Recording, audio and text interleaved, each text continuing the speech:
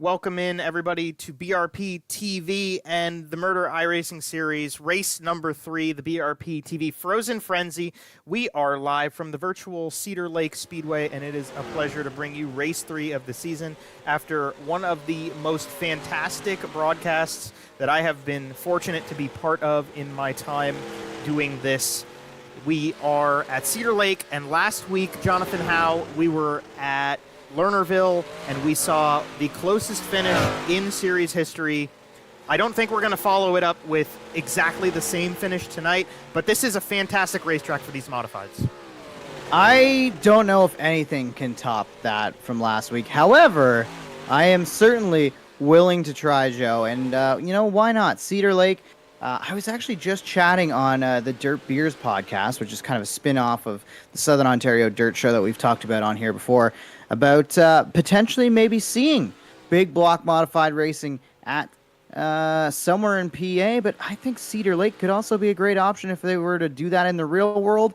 And if they don't want to do it in the real world, well, it's a good thing we've got this series to try and get a new track involved in big block modified racing. Absolutely, and that is a fantastic segue, even though you did not try, Jonathan, to a statement I wanted to make as we bring in this broadcast about what I'm anticipating for tonight's racing, and that is the fact that this racetrack is not built for modifieds, and I think that's going to make it better. I think the racing that we see when we come to this racetrack in this series over the course of the years is really consistently good, and I'm tempted to think that is a result of the racetrack being more set up for smaller race cars.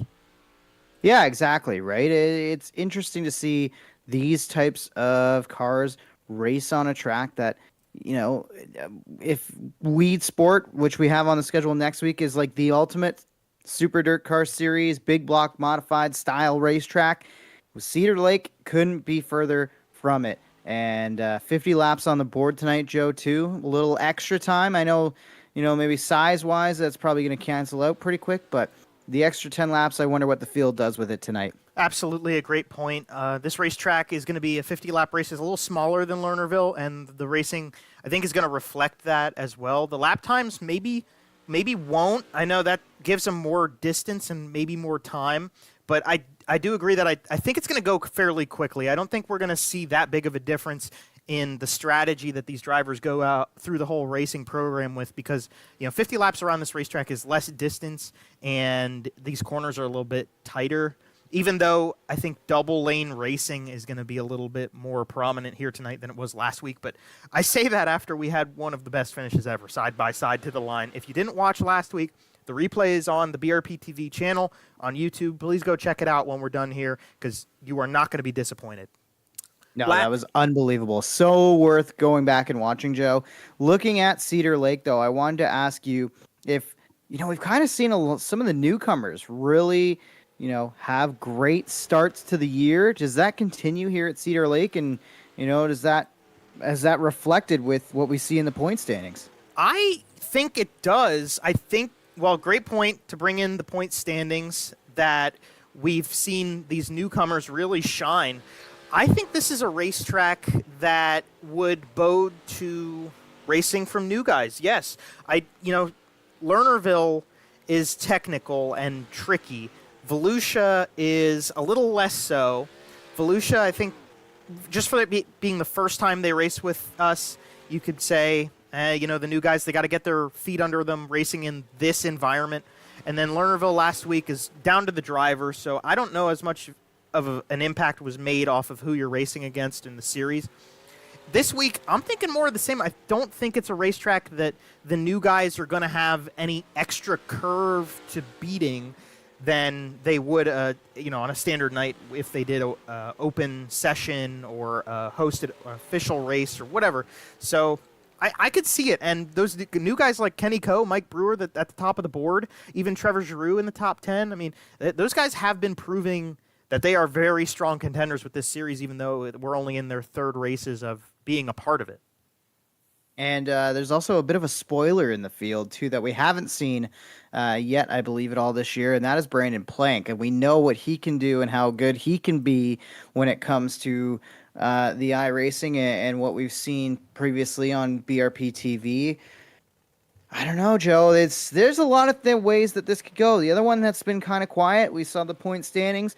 Cody Higbee down there in 8th place, 15 points back of our leader right now. He's got to find some extra points in this season if he's going to defend that title. 110%. So the reigning champion of this series, Cody Higbee, has not had the performances that we would have expected him to have so far this season. Hasn't even gotten a top 5 yet. And Brandon Plank is back on the block with the series after not being with us the first 2 nights. A lot of the guys in this field are anticipating a battle for second now that he is here. But nonetheless, he's been beaten a few times in the past, and tonight could be along those lines, although he's starting off pretty damn good that he's got pole thus far in this qualifying session. We're in the 5 minutes, the time up on the board that Brandon Plank set. Scott Rayom did that, and then on his second lap, Brandon Plank just went faster, and he retains the top spot as we continue to go through the field, see who else we can pick up. There's Brian Lawson in car number 9, and he is on his first lap around the track, Jonathan. Yeah, Gavin Isley just jumped up into the 3rd spot. Trevor Giroux jumping in front of Bardsley there. Zach Bardsley put in a pretty solid time there, falling down the speed chart ever so slightly now as Anthony Roselli goes top of the board with a quick time. Anthony Roselli has been quite strong this season thus far in the point standings. It doesn't quite reflect him being at the top, but man, he's been darn good. Cody Higbee as well, and Ryan Beagle, who won the championship prior to Higbee 2 years ago, is up and just got beat in the top 5 by Joe Matthews in the 09 machine. Beagle, okay start to the season. What would you say about Jonathan? What would you say about Ryan Beagle's start to this year? Is it what you expect out of him in this series, or is it maybe a little lacking? I don't want to say it's lacking. I just think it goes to show a couple of things, that the strength of this field has certainly picked up in the last couple of seasons. And I think the other thing it's showing, and it's something that some of the drivers have pointed out, is the importance of qualifying and heat racing.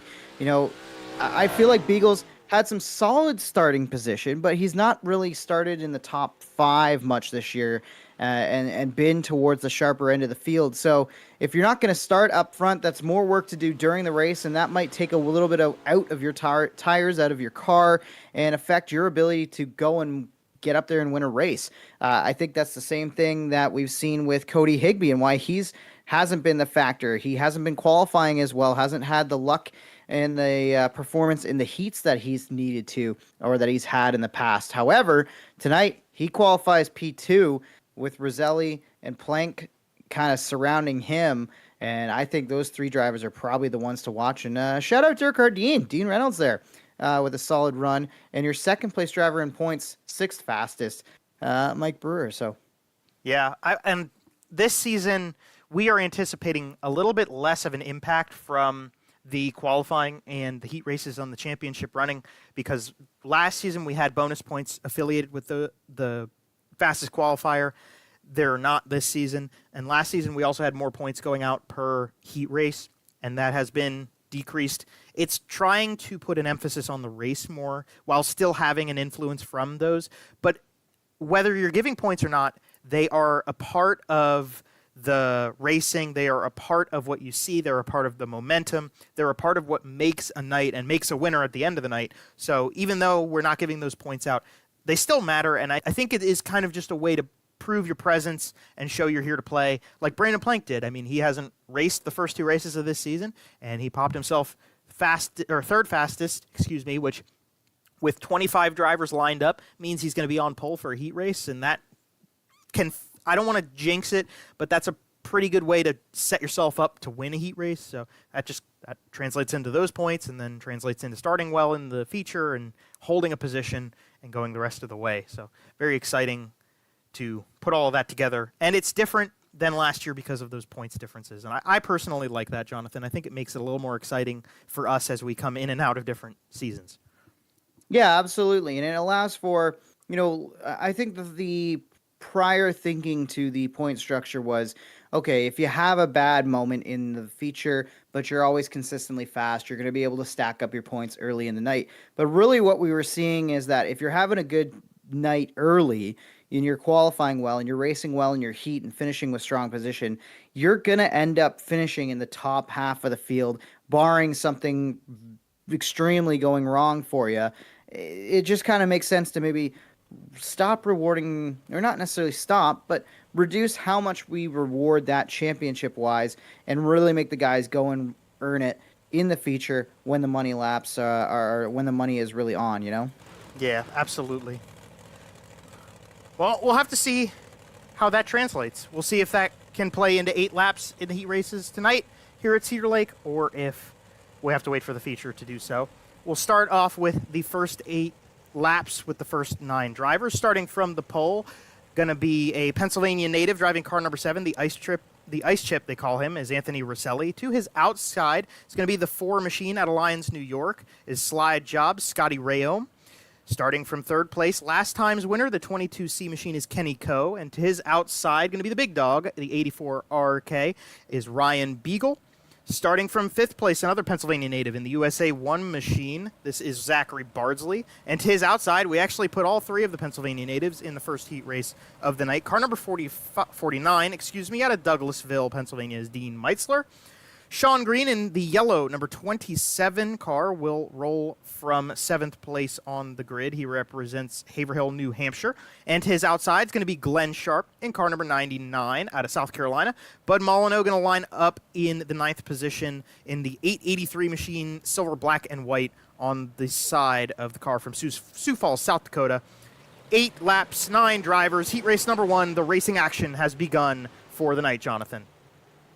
Underway here, some heavy hitters in this one. Beagle's going to have to do some work to move his way forward. Good battle shaping up there with Kenny Coe in the 2nd spot, coming under fire for that position. Everybody chasing Anthony Rosselli after lap 1. Anthony Rosselli, nice little lead here. A little bit of a battle between some new paint on the 4 car and the 22C, reigning winner from the slight electrical showdown last week.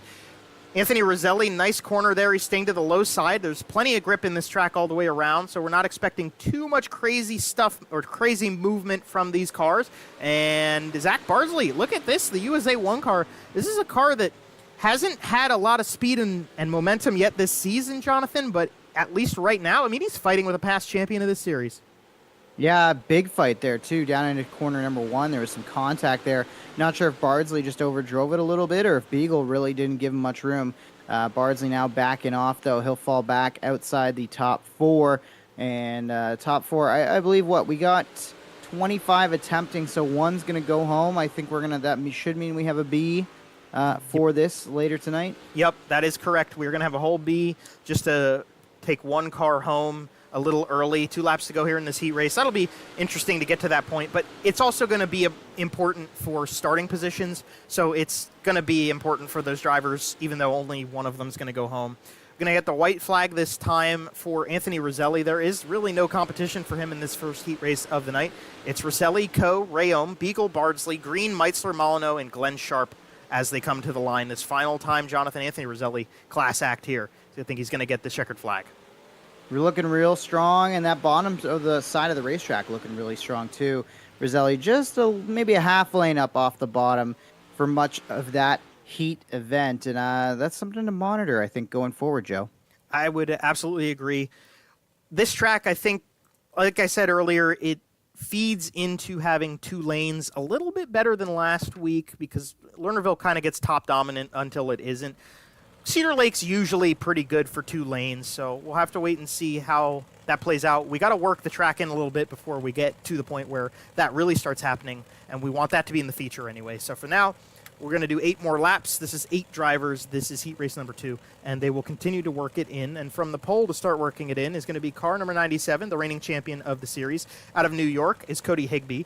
To his outside, also representing New York, is Dirt Car Dean Reynolds in the Super Dirt Car Series number 79, purple, black, and orange on the side of it. Starting from 3rd place, back on the block with the series, he missed week number 1. He's out of Troutman, North Carolina. This is Joe Matthews. Love that first name. And to his outside, we call him the Catfish. It's Gavin Isley in the 18 machine. Starting on the inside of row number 3, another 9 car. That's Brian Lawson, the new 9 to this series out of Stanfordville, New York. And to his outside, originally out of Pompton Lakes, New Jersey, is the Murder Graphics 03 car of Matt DeRitter. To the inside of the last row, you've got car number 28, a longtime member of this series. It's Sharpie, Jeff Sharp, and shotgun on the field. Driving the number 16 machine, Mr. Excitement out of Brockville, Ontario, is Matt Barber. 8 drivers, 8 laps. Doesn't make much of a difference to have 8 or 9, Jonathan, on the racetrack, but maybe that one position, that can mean the difference for a lot of these guys if they have to go through the B main. So maybe a little bit of a lucky break for everybody who's in this heat race as opposed to the first one. Yeah, absolutely. It's just one more less car to pass and try to work your way forward, especially if you're towards the back of a heat.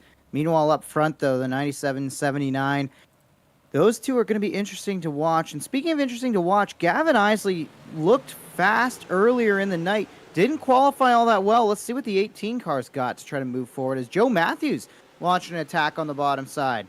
Great start for Matthews, and a pretty good start for Dean Reynolds as well. Isley, I don't know. Oh, there's a little contact. Hang on to it. Yeah, Brian Lawson holds on to it, I think, at the cost of going to the back of the grid. No, he held on pretty nice there. Not too bad out of the 9 car. Jeff Sharp kind of scared me a little bit going into that corner. I thought he was going to get into him, but luckily, neither him nor Matt Barber makes contact with that 9 car, I'll believe it or not. Yeah, I don't think Sharp is overly happy with how that played out for him. I think he really felt like he kind of got chopped down there. But meanwhile, up at the front, good racing. Matthews continuing to work over Reynolds. Reynolds doing a good job fighting up there. And how about DeRitter trying to make sure he's not in the B main and he can lock himself in early in the night? And what a story it would be if DeRitter can knock Isley back into a spot where he would have to race his way in. That would be kind of crazy. Gavin Isley, is a guy who we conventionally don't see having issues like that. And right now this racetrack is playing into the favor of Matt DeRitter. Matt was kind of getting a little close to those tires down on the inside of the track, and you really can have issues with those tires if you get a little too aggressive on them. So fortunately, he didn't get himself too squirrely, but you just got to be careful because those things will catch you. They'll catch the front tire, they'll pull you in, and you'll have no control. If you're lucky, you won't spin out. You just got to really watch the fine line when you go on the bottom side of the racetrack. Matt's not doing too bad of a job here. One more time around to keep it clean for him. And holy cow, we got a race going on for second. Yeah, this is a great battle, and it almost ended up being a 4-car battle there for a second. DeRitter is going to hit those tires and go for a little bit of a bounce, but he'll hang on to it. Isley's going to slip on by, though, as the checkered waves. And Higbee wins heat number 2 ahead of Reynolds, Matthews, and Isley. Those 4 locked into the show. Fantastic race to the finish line there between Dirk Cardine and Joe Matthews. Maybe some shades of last week. Maybe they're playing in, and we could see that happen later on in the night too. We'll just have to wait and see what we can get out of it. 8 more drivers, 8 more laps. Last heat race of the night, and then we will follow with the B main. And we start on the pole with the 77X machine out of New York, the traditional lacrosse dig race products. Brandon Plank is back, and to his outside, driver who has kind of fit the bill, if you will, of a guy who's consistently really good this season. Mike Brewer in the 39 car, 2 second-place finishes, but with the points the way they are, he's still sitting second in points. In the inside of row number 3, one of the newbies to this series out of Pine Bush, New York, is Dylan Smith. To his outside, another rookie, 75 car, Trevor Giroux has been quite strong so far this season. The Slight Electrical number 2 of Alan Slight will go from 5th place on the grid, a regular of this series. And to his outside, it's going to be Dan Smith in the 57 machine. They call him Bub. Dominic Roselli did not have a good qualifying run. That's the second time that, first time was because of an accident in a heat race. This time it's just a poor qualifying run that Dominic Roselli's at the tail of a heat race in the 80 car. And his outside, Dylan Slider in the 71S out of Port Colborne, Ontario, is going to be shotgun on the field for the last 8 laps of heat racing of the night. Brandon Plank's going to lead us to the green flag. With Mike Brewer to his outside, this should be very exciting, Jonathan, to see these two lead us through it. Absolutely. It should be a great battle here. Plank on it first, and he'll clear to the top spot early in this one. Battle is on behind them, side by side. Looking strong is that points leader of ours. Or second in points, I should say, but up towards the sharp end of the field in points. That got awfully tight there. Brewer was in the sandwich there, and I thought he might get completely crunched between the 1st and 4th place drivers, as down low, Smith's still trying to work over, and he'll have to surrender that second spot finally. I think the top side's a little bit more dominant. Either that or Trevor Giroux just has some NOS kicked in on that machine right now. He is really all over the back of the 15S car, and I think Brewer even had a little, look out Dan Smith, and he saves it. A little clip there, Between 4th and 5th place, Dan Smith will recuperate, but at the cost of a position. Alan Slate gets through. Dominic Roselli is going to try to follow, and it looks like the top side's at least shaping up. Brandon Plank's pretty darn good at this, but Brewer had a little bit of momentum there, Jonathan, and Trevor Giroux had a ton of momentum. It doesn't seem like I was right. They all kind of start migrating back to the middle and bottom here. Yeah, I think they're just having a hard time getting the car hooked up on exit to really take advantage of running that higher line. The bottom side's still giving these drivers such a great launch. Plank running about a half lane higher than what Brewer has been doing. Brewer kind of changed it up there, but he'll dive in low. Look at it bounce there. He gets close to being alongside of Plank, but he just can't get that drive off that Plank has really figured out how to do from the middle side of the racetrack.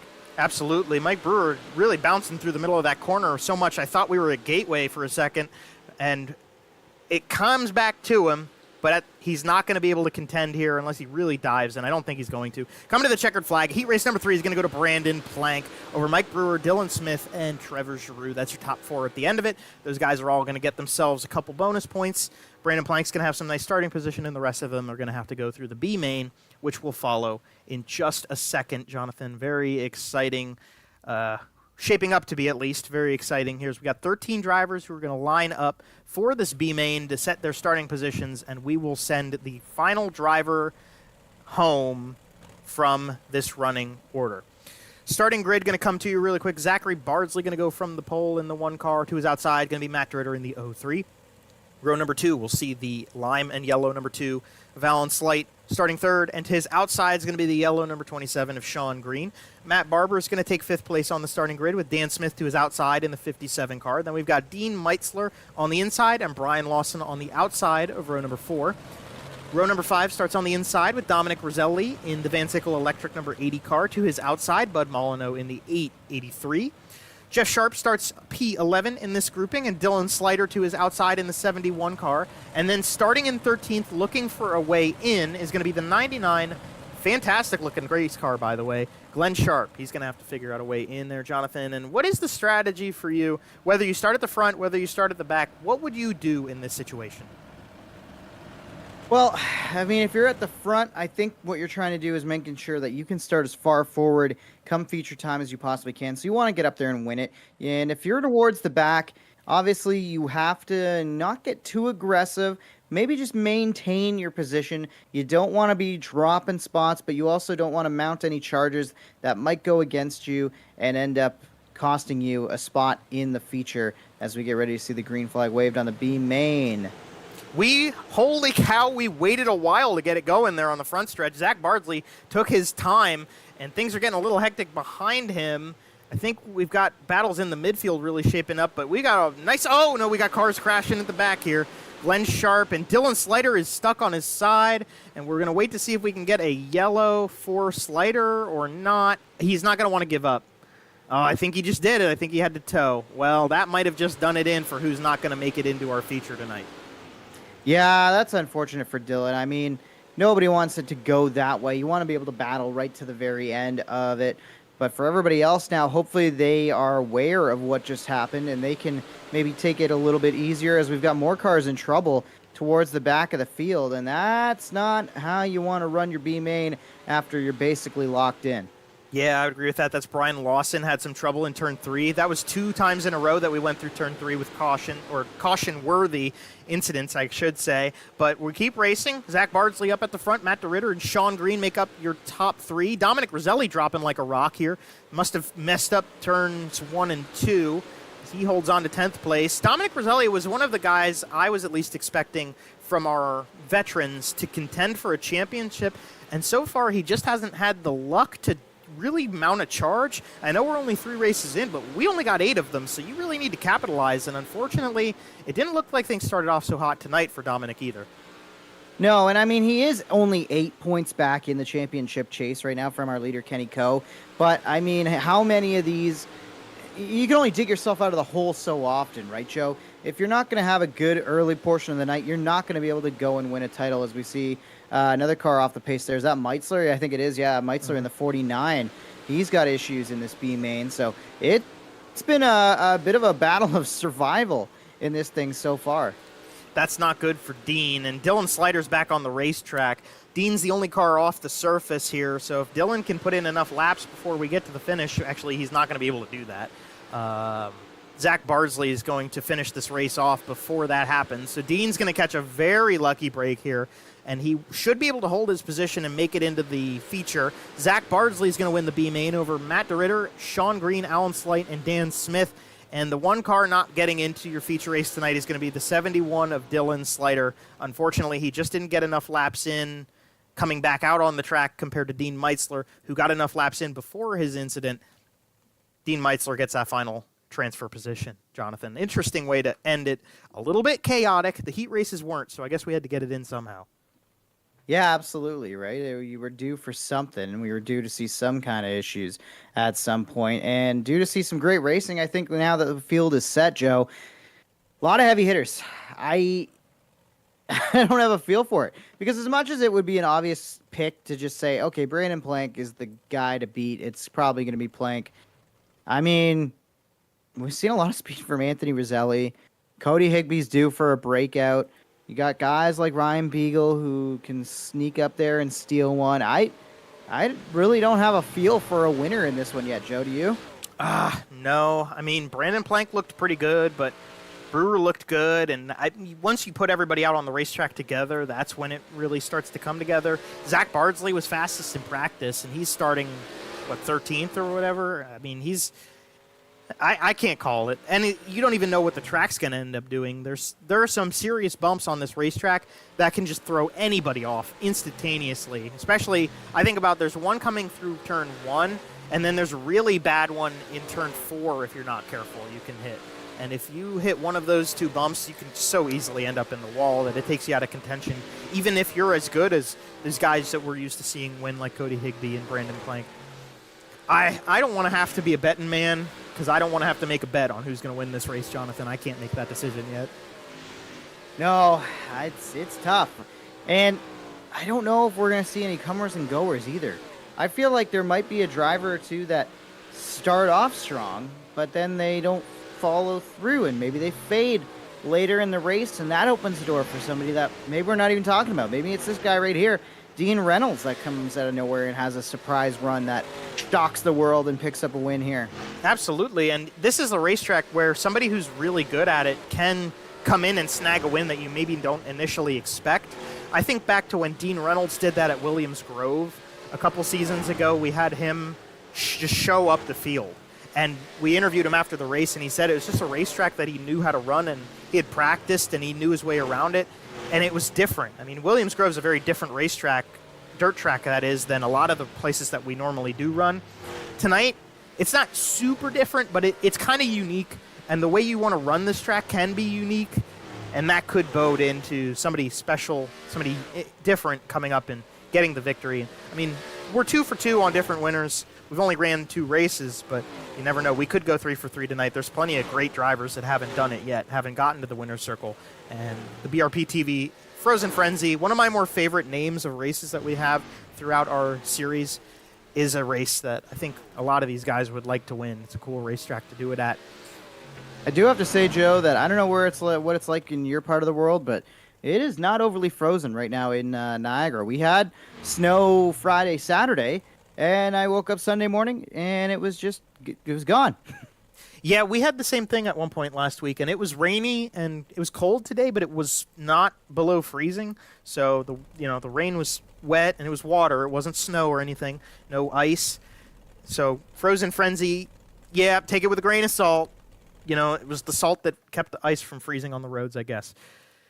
Yeah, not too cold, but that's okay. I bet it's a little colder in Wisconsin than it is at least where I live. I don't know about you, Jonathan. You do live a little bit further north than that, but I don't know. Yeah, Hey. Ontario's a little cold right now, but it's not too bad. Well, we can call this the Frozen 50 just for the sake of the alliteration, even though in-game it is a fantastic 78 degrees for these drivers in the virtual world of the virtual Cedar Lake Speedway. And we're getting our 24 lined up, and the feature race is getting set to you. Real quick, let's bring you the starting lineup of this one, and we start from the pole position with the number 7 car of Anthony Roselli, the Van Sickle Electric Machine. Cody Higby to his outside, the Handsome Devil Barbecue Iceless machine goes from second in, I think, his best starting position of the year. Brandon Plank from third place, traditional lacrosse 77X. And Kenny Coe to his outside, defending winner from last time in the Public Enemy 22C. We'll try to go 2 for 2. Dean Reynolds, fifth place on the grid in the Super Dirt Car machine, and to his outside going to be Mike Brewer in the 39B. Starting in seventh place, a great position to start from for the 4 car of Scott Rayom. To his outside is going to be Joe Matthews in the 09 machine. The 15S, Dylan Smith coming into form with a top 10 start, and to his outside, the big dog Ryan Beagle in the 84 RK. Starting from 11th place, going to be Gavin Isley in the Performance Automotive number 18, and to his outside should be Trevor Giroux in the 75 machine. Zach Bardsley, the winner of the B main, will go from 13th on the grid in the USA 1 car. Matt Dritter in 14th to his outside. Then Sean Green and Alan Slight making up row number 8. Row 9 is Dan Smith and Matt Barber. Row 10 is Jeff Sharp and Bud Molyneux. Row 11, Dominic Roselli and Brian Lawson. Row 12, Glenn Sharp. And Dean Meitzler appears to have not made the call. So even though he made it in, he is not on the track to start it off. But he can join later as he does get a starting spot. Maybe he will do so, or maybe we've lost him for the night. Doesn't matter. 50 laps, green flag comes out. Anthony Roselli leads us back, and we're green flag racing here in the feature race tonight. Green flag in the air, and we see Roselli out early. Higby trying to make the moves on the outside to clear Plank, and I think he's going to do that as they head back down the front stretch here. And it looks like pretty much a split between either the extreme low side or the extreme high side of the racetrack, as we've got to pass to the lead. Slide job, Higby to the point. Cody Higby into the form we were used to seeing from last season here at the start of this race already. Brandon Plank right there. This is looking like last year. Anthony Roselli, Cody Higby, and Brandon Plank making the top 3. Now Kenny Coe back into the picture here on the outside. It looks like everybody's starting to migrate, and I think most of them are migrating to the outside of the racetrack. The High Line looks to be the place to be right now, Jonathan. Yeah, it certainly does, which I don't exactly think I expected to see. Here we see them kind of go back towards the middle groove of the racetrack, but everybody trying to wind it up around the outside. We'll see who gets down there first, and I think probably the driver to watch for that exact case, maybe Gavin Isley, who we've known him as a bit of a bottom feeder, but he's got some work to do to even get to the bottom, as there's cars going by him on the low side, and he's stuck right behind the big dog, Ryan Beagle, in that 84. Yeah, and that's the hard thing about when a racetrack's so dominant on one side of it, is that everybody moves up or down or whatever it needs to be, and you get stuck in line, and there's not much you can do, especially if you don't have any chances for a different auxiliary line to run. You just get stuck, and there's plenty of race left. Ooh, yeah, there was some contact there. You have plenty of race left for that to change, but for the time being, yeah, you're just kind of stuck riding where you are. I thought that was going to be a big situation between the big dog and Gavin Isley, as kind of a bit of an aggressive clear there from Beagle, trying to slide up in front of Isley, who did not lift for him, but got told to lift. So we got more contact and cars wrecking down the front stretch here. Giroux involved, and there's Sharp going around as well. Yellow flag waves. Lap 9 of this one, and I believe there's at least 3 cars, if not more, involved. Absolutely, and we're going to bring out Mr. Replay here and go backwards and check out what happened. It started with Trevor Giroux and Matt DeRitter making some contact. Let's see what we can get out of the replay here. We were on scenic mode, that's why that happened. Let's go to main cam 3, and we got to go backwards one more time here. Maybe 2, 3. There we go. Okay, Matt DeRitter's going to come. Actually, you know what? Contact with Bardsley is what really starts all of this. Gets Giroux a little bit hotched up, and then he makes a slight contact with the 03 car, maybe a little bit with the 2, and then he's in the wall. Dan Smith, lucky, avoided that. Molyneux, not so lucky. 883 comes in there, a little bit of contact, and he got into... Oh, why are you doing that? He got into... What are you doing there, guy? He got into Jeff Sharp. We saw Jeff Sharp spin, and unfortunately, that's going to put the 883 and the 28 cars at the tail as well. Not too much damage. I don't know what's going on. Glenn Sharp, maybe a little bit of damage to this car. It appears he has gone to the pits. I don't know what's going on, if there's any damage to the car that started all of this, Trevor Giroux. It appears that he is still on the racetrack, so I think he's going to be okay. There is Glenn Sharp sitting on the pit lane. And we're going back to green already, but the rest of them are all lined up, so hopefully those guys who were involved didn't get any damage that is going to last and cause any issues for them. Cody Higbee leads us again, Jonathan. Higbee out in front ahead of Roselli. And a good battle there for the third spot between our first and second in points, as Brewer trying to make some hay on the outside, trying to get around points leader Co. And look, there is Brandon Plank starting to get back in the mix after surrendering a couple spots. He'll try to move his way forward, and Dirt Car Dean, I believe that's Dean Reynolds, that's right there as well, and caution out once again. We got a yellow. It is, I wonder who this is for, because it's not for guy who sat in the pit lane, as timing and scoring has to reset itself here when the field goes under yellow. I think this is going to be Zach Bardsley, and he's coming into the pit lane. So let's catch a replay here and see if we can figure out what happened to the USA 1 machine. I think this is going to be all on his... Oh, no, it's not. Dylan Smith getting a little bit squirrely back there, and you can kind of see it up at the top of the screen. You know, this is going to be iRacing, the result of iRacing not rendering the car when he actually crashed for us. iRacing will sometimes, as a video game, it will take cars off the racetrack visually. They'll still be in the kind of reference of the game, but it won't be showing on the screen. So at that moment in time, iRacing was not showing the USA 1 car on the track, even though he is racing. So we don't really get a complete view of what happened to that car, but you can see it crabbing pretty bad. I think there's some issues with the rear end of that car. It looks like the left rear's a little bit messed up. The right front is definitely kicked sideways a little bit there as you get a nice look at that car. That's a nice looking race car. It's just a shame that Bardsley's not really had the luck to go along with how good that car looks. Yeah, as we're coming back to green here, Joe, Bardsley's going to have some work to do. Saw him have speed earlier in the night, so you know if he's got that fast repair, maybe he can get back into this one. Meanwhile, though, it's going to take a lot to beat Cody Higbee, man. This car's looking pretty stout early on. I know it's not quite, we're not even quite, a third of the way into this one, Joe, but so far, I'm loving what I'm seeing from this 97 machine. Yeah, it's looking good. It's looking like what we're used to seeing out of this machine, and we're getting close to, we're not quite 40% of the way into this race, but we're still seeing the top be so dominant, and that's where everybody's kind of staying. I wonder if we're going to see any change to that soon.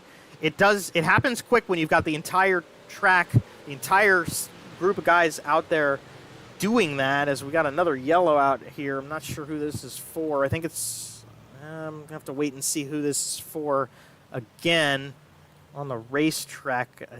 Unfortunately, we really can't seem to get into a rhythm here, Jonathan. It seems like things are not going so hot for all of us. And no. It's like I kind of feel like we were due for one of these, though, right? We've been relatively clean, especially come feature time, for most of the events on the 2024-25 schedule thus far. So we were probably due for maybe an incident-filled night early.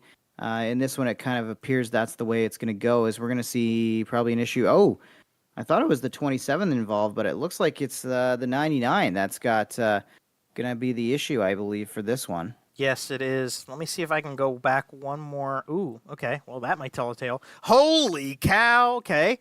Dylan Smith and Trevor Giroux start this. A little bit of contact in the middle of the corner, and Dylan gets squirreled up. Contact with Bardsley, and then Sean Green.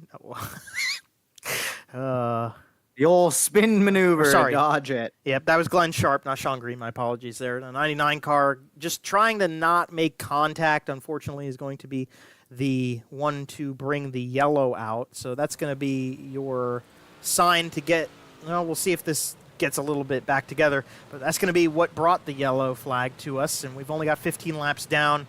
We've seen more cautions in this feature than I think we have most of the way through the season so far, Jonathan. Yeah, it's kind of been a weird year that way. I mean, usually it's not that these guys run out of talent, but this many race cars, this kind of racing, it's been known to happen. This year, though, it's been relatively good until tonight. 15 laps on the board. Let's see if we can string more than a few together here, Joe.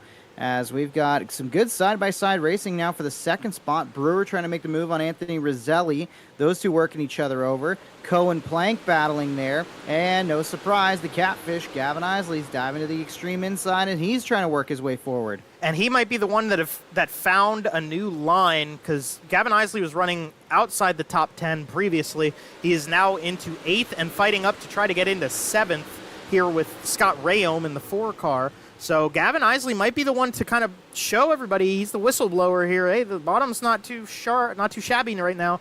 And we just had to wait for this to start happening. Everybody is on the top side of the racetrack. And the first person to take note is Brandon Plank, and that's how he wins all those races that he's got to his name so far. Yeah, it happens quite frequently, right, where Plank makes those adjustments and he makes things work, as he almost made contact there with Dean Reynolds, gave him the squeeze coming up off that corner. Now Reynolds gets a charge down on the backside of Plank. He'll back the corner entry up and see if he can mount a charge and take that spot away from Plank. Not able to do it right now, but Reynolds looking pretty stout up inside the top 10, and there's Isley still trying to make that extreme low line work. And this is working for Isley. I think, well, let's just watch these guys when they come through turn number 1 again. You'll see how close they get to hitting this wall. Yeah, so all those guys running the top line, they're searching for any sort of a cushion or a lip that they can, which tells me that the racetrack's working up too much, and they're starting to lose the momentum they are carrying on the top side of the racetrack. That is something Gavin Isley probably sees, and he's thinking, I can go to the bottom, I can get away from this, I can avoid a crash if something happens, but more than that, I can get that extra grip down low that those guys up top are starting to find is lacking. Well, it's working in 1 and 2. I think he's given it all kind of back in 3 and 4, though, Joe. It doesn't look like 3 and 4, with the shape of this racetrack, they're not wearing it all the way up to the wall as much as they are in turn 1 and 2. It seems like a longer point where they're really rim riding around 1 and 2, whereas 3 and 4, there's still a little bit of the dark stuff up there, as you can see Kogo all up in there, as did Brewer on exit. Both those drivers searching for some grip, searching for any kind of tackiness left in the track. Absolutely. And now, turn number 4, really interesting on this racetrack. It's hard to not run a little diamond off that corner. I think it's just the way that the banking works out of turn number 4 here at Cedar Lake, that you really can get a nice run out of that corner, kind of cut in off the wall. And that's why you see so much tacky stuff left up top there, as opposed to turn number 1, you're carrying a ton of momentum. And then you ride right into where this wall juts out of the ground. And, yeah, I would agree 100%, Jonathan, that you really can run the top side in 3 and 4 right now plenty fine. It's 1 and 2 that are the problem. So we'll see if maybe Gavin Isley, Brandon Plank, those guys want to switch up their lines, maybe do a bottom-to-top deal and see. Well, here we can see what Mike Brewer does with the bottom side of the racetrack and now the middle. Is it going to show? Yeah, you're right, Jonathan. Top side's still the way to go in 3 and 4. Yeah, you just get such a great drive off, right? Keeping that momentum wound up. But you can see 1 and 2, for whatever reason, that seems to be the spot where these guys can make some hay and make some ground up. But you'll see right there, Anthony Roselli gets back on the gas and he's able to drive back around Brewer. Although I would say through 1 and 2, Brewer's got it figured out. And I think if he can keep this up, he should be able to clear Roselli within a couple of laps. Something else that's kind of interesting to note here, I mean, now that the battle is on for second, there's maybe a little bit more separation being created, but it's not like Cody Higbee has been able to run away with this race. Right up until this battle for second started, it was kind of a 4 cars under a blanket situation at the front of the field, and now it's going to be a 3-car battle as he's going to put it up in the fence. He's going to have to back off from that battle as he briefly looked like he was going to make it 3 wide for second, Joe. He tried, darn toot, and he just didn't quite get there. It's interesting that Roselli moved to the middle that quickly. He just kind of gave up on the top side. Brewer couldn't get it done on the bottom, though. Like, even with Roselli going to the middle or the top or whatever, Mike Brewer just couldn't get the bottom to rotate for him, and now he's going to lose a top 3 position as around that outside goes Kenny Coe. I'm surprised about that. I would have expected the bottom to start coming in and working more than the middle. I think it's just all 3 and 4 that's where you start to give it up, as we see caution involving a couple of cars towards the back of the field, and we'll get a bit of a pause here, lap 35, and oh no, I think the big dog's involved. I think Ryan Beagle might be at the center of this one. Oh, we'll have to go back and see. I know Brian Lawson is involved. Holy cow. Yes, you are right, Jonathan. Ryan Beagle is involved. Now, don't get confused here. Don't get it twisted. Matt Barber and Brian Lawson in 3 and 4 are not going to be causing the yellow there. I think we're going to move forward into turns 1 and 2. And actually, this is already starting. Oh, goodness, I got to get to that 84 car. Ryan Beagle is going to be the one that started all of this. So we're going to watch Brian Lawson slide into this car. That 84 has already been upside down in this corner. He takes another couple rolls here after that's not good. And we're going to go back again, Jonathan, once we give it 1 second here to check out what happens to this 84 car. That's tough for Ryan. He really did have things going pretty well for him up to this point, and it's going to be DeRitter he makes contact with. Yeah, kind of weird here, where Beagle just tried to clear himself up in front of DeRitter, and I don't know if they made contact on corner entry. Dominic Roselli looks like he gets a piece of it too. Al Slate's gonna just miss it, I think.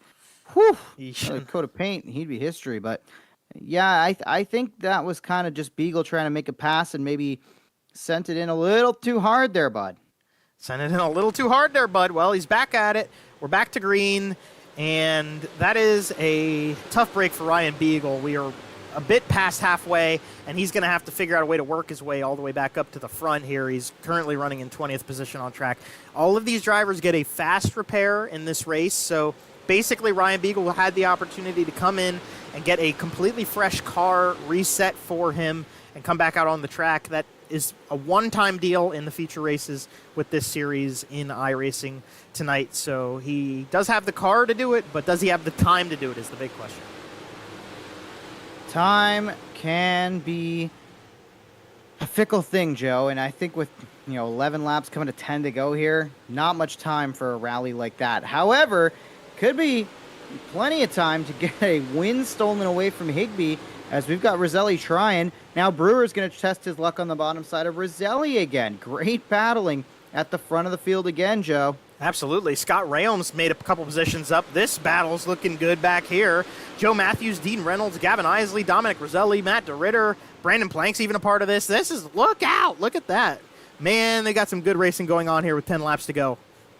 Oh, Roselli really sent it in there. Dominic did, and he'll slide up, and I think that's going to cost him, actually. He falls maybe out of that fight a little bit more. The bottom side still definitely making some ground on the low side in 1 and 2, but you got to find a way back to the top in 3 and 4. I just think that drive off is just too valuable right now, Joe, to be off the top side of the racetrack, especially through 3 and 4.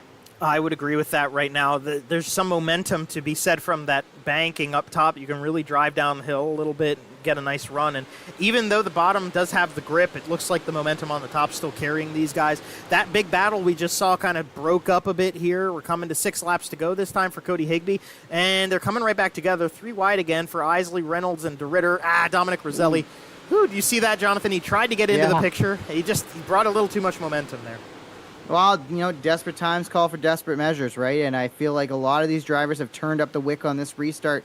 They can certainly feel some of the energy and some of the things that are happening in this one towards the end now, as we've got 5 laps to go. Cody Higbee still firmly in control as they're starting to spread out. But Roselli within a car length, Joe, and Kenny Coe right up there in third now. He's gotten by Brewer, and he wants to go up and steal a win away maybe. Oh, and he's running the top side pretty darn well. This is how he did it last week, and he's got a lot of distance in 2 cars in this one, but hey, you never know what can happen, and heck, a caution could just throw everything off here if that were to happen. We've been fairly clean for a little while. Cody Higbee, going to say thank you for that. As we're coming to the line with 2 laps to go, the 97 car leading Anthony Roselli, Kenny Coe, Mike Brewer, Scott Rayom in the top 5 to round it out. Brandon Plank just on the outside looking in right now. Coe is really sending it right now, trying to stay with these top 2. I don't think Roselli is pushing the pace maybe as much as he possibly could. He might be saving it up now, But if he is saving anything, now is the time to empty the tank as they're coming to the white flag one more time around, Joe. Absolutely. You're running out of time to do something here, Anthony. If you want to get that win, you got to try to do something different. He tried it there. Kenny Co's trying to do the same. Kenny Co trying to rip around the outside of it. Now he's trying to dive into the bottom. He's going to try to put it aside for second, but he's not going to get first. Cody Higbee back to form. Cody Higbee wins the BRPtv Frozen Frenzy here at Cedar Lake Speedway. Fantastic run to the line for him. Dominant performance, what we're used to seeing out of that Handsome Devil Barbecue Iceless number 97 car. Anthony Roselli, a great night for him in the 7 to come home second. Kenny Co will get third place, so he will double up on the podiums back-to-back. Mike Brewer just on the outside. Scott Rayom with his best finish in series history is going to come home in the top 5. Good run to the finish. And this is kind of just that classic, what you expect to see with Cody Higbee showing up and showing out. Yeah, and I think one of the things that we're going to have to ask him about or talk about is the importance of starting the night on the best foot forward, right? And yes, maybe it won't matter as much championship-wise to be as dominant early in the night, but you saw how starting out early with some speed in qualifying, racing well in the heat, got him some great track position, and really he never had to look back. Absolutely. We'll bring him in here for you. I'll give the mic to you, Jonathan, with our winner. I'm going to get Cody Higbee all hooked up, and I think we got him. Jonathan, all you, brother. Cody Higbee, it's Jonathan Howe up in the booth. You got a copy, my friend? Yeah, I got you guys.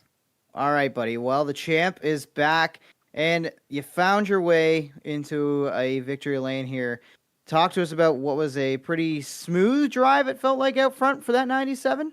Yeah, it was pretty smooth, but it was very, very nerve-wracking. I was just telling my buddies that I get more nervous on here than in real life because I just really don't want to wreck anybody or get in anybody's way. But, yeah, just tonight went our way, and I finally qualified good, which I think that's what I've been lacking. So I got a good time up for qualifying and ran the heat race and won the heat race, and then started up front, which is crucial with a field like this. How difficult is it to try to work your way back? You've had some kind of mid-pack starts to start the year so far. Still sitting 8th in points going into tonight, so it's not like you're not getting the finishes, but this is your first top 5, I believe, of the year. How difficult is it to move your way forward through this particular set of drivers? Yeah, it's tough, especially when I took about probably 9 months off, just from racing outdoors and stuff, and it's really challenging to get back on and kind of knock the rust off. So, I've been racing a little bit more during the week, so I just feel like I'm getting used to this package that the cars are under now. It seems like the setups are so much different than they were last season, I think, and the tracks actually race a little different too, so it was just a lot to get used to. A lot of adjusting, but you've obviously found a little something here at the midpoint of the year. Cody, who do you got to thank for getting back in victory lane? Yeah, I want to thank everybody for watching, Matt and you guys for putting this on. This is I say it every time, but it's an awesome deal to do in the winter, and for everybody watching, it's awesome, and thanks for tuning in, and shout out to Anthony. He ran a great race. I was definitely making my car wide at the end there. I just really wanted this one. I saw he was getting runs outside of me, and I just made my car as wide as I could. But shout out to Anthony. He's an awesome racer, and just a great group of guys we race with here. Absolutely. There he is, your winner tonight, Cody Higbee in victory lane. And Joe, I mean, big shout outs to second place driver Anthony Roselli in this one, who you're going to try to grab into the booth now and have a conversation with. I mean, it was about as good as it possibly could get in terms of that battle between them, especially coming off of what was an insane battle last week. Absolutely agree with that. And I think we got him in here, Anthony Roselli. We got you on the screen. You got a copy, brother? I do. Well, hey, man, you put a darn tootin' effort into tonight. You had a really good car. You seem to have the track figured out pretty well. You and Cody, it wasn't back and forth, but it was still really exciting. Talk to me about your run through this whole race. Yeah, I mean, it kind of gave me flashbacks to Lernerville last year where Cody got the line, and then it was just the race was over from there. I really feel like I had a faster car than he did. I couldn't get by him. Like, I'd get up to him, and then either, like, Mike or Kenny would start racing with me, and then I'd have to battle with them, and then Cody get away, or Cody would figure out my line and kind of just defend a little bit. But it was good, definitely made up for last week. Regardless, this was probably one of my best races I've ever had here. I said to them before this, I was like, I hate this track and I'm never good here. And then I guess I wish I was wrong. Well, it's sort of a recurring theme in dirt racing. Guys will come in and they'll say, "Man, I don't like racing this racetrack. I don't like this track," and then they'll win or they'll get a top 3. So, for you to say that after a run like that, it might just prove that you were paying attention to the racetrack more, which I was going to ask you about because this track didn't really do what I expected it to do fully throughout the 50 laps. I don't know if you could say the same, but you seem to stay on top of it, but it just didn't change the way I initially thought it was going to. Yeah, I mean, this place is weird. Like, it's going to stay up on the top or gravitate down towards the bottom. I really didn't think it was going to go back towards the bottom just because of how worn it was and then how much moisture was up top. But then it really got black up there. I wanted to move down a little sooner than I did, but then Mike kind of was underneath of me. And then once I was able to get underneath there, Cody kind of figured it out. But I honestly felt more comfortable when I was running kind of that middle bottom lane right in the black. I felt really good in there. I was able to keep the car straighter, and then I was getting really good runs on Cody. But I just couldn't make it happen. I kind of thought to myself at one point, if I turn him, I don't think his grandparents would show up to my wedding next year. So we played it safe.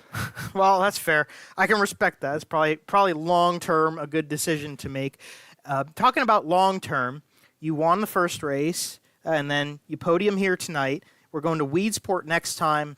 You are one of the guys we're looking at as we kind of work our way through the midseason for the championship of this running. I think you got a fairly good shot at it. Would you agree with that? Oh, yeah, no, 100%. No, that championship is definitely on my mind. It's definitely going to be a little harder to do after last week, but this definitely helped this week. But we just got to keep putting together like consistent finishes, and then that's what will do it for you. I mean, that's what did it with Dom and Cody last year. They were consistent every single week, and let's look at them how they ended up last year in points. That's a good point. Anthony. Well, hey, you got a second place here. That's good. That's consistent. We're looking to see if you can go one spot further at Weedsport next time. But who you got to thank and shout out here for being a part of your run at Cedar Lake, which was, like you said, a very impressive run for you, even though you didn't quite get the trophy at the end of it. Yeah, I just got to thank everyone that makes it happen. My parents, my fiance, Dom. I know you had a little bit of a rough night, but you'll have those. Vansec Electric, Mobile Metals, Hollywood Towing and Auto, Dig Race Products, Fastline Performance, Loris Carbs, everyone on the car that makes it happen. Fantastic stuff. Well, congratulations, Anthony, on the second place run. We'll look to see if we can talk to you again next week. All right, thank you, man. Absolutely, and that's Anthony Roselli. I just found out before the broadcast started tonight that of all of the drivers we got racing in this series, he's the one that is physically closest to me. Fantastic stuff. Jonathon, I'm going to hand the microphone back to you. I'm going to hand you over to the guy who came into the night as the championship leader. I jinxed myself last week. I said Mike Brewer was at the top, and I was wrong about that. It was very slight, a single point to Kenny Coe coming into tonight. I think he holds the lead in the championship. I'm not positive. Don't hold me to it. But he's got a microphone, and you've got a microphone, Jonathon, and I'll let you take it from here. Kenny Coe, you got a copy, my friend? Yeah, I got you. Well, another podium, another consistent effort for the 22 tonight, and should be a good run to build on and continue building a points lead. Talk to us about the drive tonight. Yeah, I kind of got held up a little bit early. I felt like was faster than him, just couldn't get by him. And then as the track slickened off and they went down, I was the only one to really stay up top and carry my momentum. Once I got by Brewer with that slider, I would feel like I was able to catch Anthony and Cody pretty well. It was just too late. I think I needed like 5 more laps to get it done, but still a good run. Solid run indeed. Talk to us about, you mentioned, being faster, but not even able to make those passes. This racetrack seemed to be pretty multi-grooved, but the top side, the drive off that you could get from it, especially out of 3 and 4, that just seemed to be the difference for most guys in their ability to maintain track position. Yeah, I tried to be the bottom on a couple of the restarts, and you would just get blown by after like the first lap round once everyone got their momentum up. So it wasn't worth it. Tried to go back up, and it just had to be some late race moves, but a little bit short. Just a little bit short, but still a solid effort. Who do you got to thank for the podium performance? Public Enemy Setups, Sean McPhee, Logan Herbert. You guys are putting this on. I watch your broadcast after every week. It's you guys do a great job. And Matt for putting the league on. Thanks, buddy, and congratulations on a solid effort there. P3 for championship leader Kenny Coe. Fantastic run for him. It's going to be a good season to watch what that 22C is capable of, because it looks like he's capable of some pretty darn tootin' good things. And that is going to be the end of the night for him. And the rest of them, Cody Higbee going to be taking the race. Victory over Anthony Roselli. He led 90% of this race. Anthony Roselli comes home second to Kenny Coe in third place. Good run for him as well. Mike Brewer, another strong effort. 2 second places in a row will be followed by a fourth place. And Scott Rayom gets his first top 5 with the series. Brandon Plank ends up P6. So a good run for him on return. We'll wait to see if he comes back next week and brings some of that momentum we're used to seeing him bring in. You just got to shake the cobwebs off everything when you do this. Joe Matthews is going to get P7 at the end of it. Matt DeRitter, another top 10 in 8th place. Dean Reynolds in 9th. Gavin Isley rounds out your top 10. Then you got Dominic Roselli, Trevor Giroux, Jeff Sharp, Alan Slight, and Dylan Smith in 15th. Matt Barber, 16th. Sean Green, 17th. Ryan Beagle, really tough work of things, ends up 18th tonight. Not good for his championship run at all. Dan Smith, 19th. Bud Molyneux is going to be your 20th position finisher. Brian Lawson, 21st. Zach Bardsley, 22nd. Glenn Sharp, 23rd. Everybody finished on the lead lap that made the race. Dean Meitzler scored 24th, did not hit the grid at the beginning of the feature tonight, so unfortunately he will be scored 24th. Jonathan, 50 laps, 24 drivers, good racing around. It wasn't a ton of passing. There were a couple of yellows, but overall, I think the fact that the second place guy came in and said something that I do agree, he ran a fantastic race. He said this is one of the best races he's run at this track, and he got second. I think that says something about what we saw at the front end of this field tonight. Yeah, you know what? I think it's a message that Cody Higbee is still in this thing and still here to contend for a title. You know, we saw so much dominance out of him last season. Haven't seen the same performances yet, but he alluded to it. Has not had a night where he's really put it all together in terms of qualifying, heat race performance, and then, of course, racing in the feature.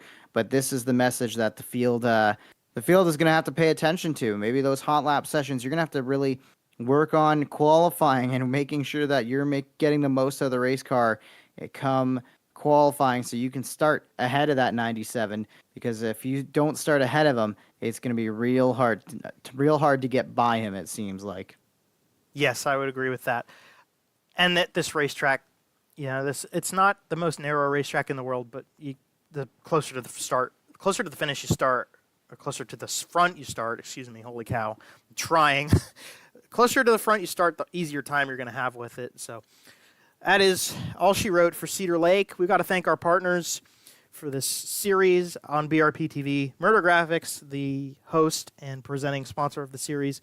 MRDR Designs, Creative Turnings, the Southern Ontario Dirt Show, 47 Technology. Special shout out to Slight Electrical. Special shout out to everybody watching along with us week after week. 3 weeks in, 5 more to go. Going to be fantastic to continue forward and go to the end of this championship. Next time out, 1 week from tonight, we'll be coming to you from the virtual Weed Sports Speedway. It is a home race for a lot of these drivers. Dean Reynolds' office is at the actual real-world equivalent of this track, and there's a lot of guys who are really good, love the technical aspects of those 4 corners, and will be excited to come back. So we'll be excited to come back for the broadcast, and we hope you will be excited to come back for the show as well. Hit the bell icon so you get the notification when we go live here on YouTube. I want to thank everybody who comes over from Facebook to watch the shows. Be sure to tune in next time for Weed Sport. It's going to be a doozy. It's going to be a homecoming for modified racing, and through iRacing we will come. But until then, stay safe. Have a happy holiday season to start things off here in December, and we will see you guys in the next stream next time.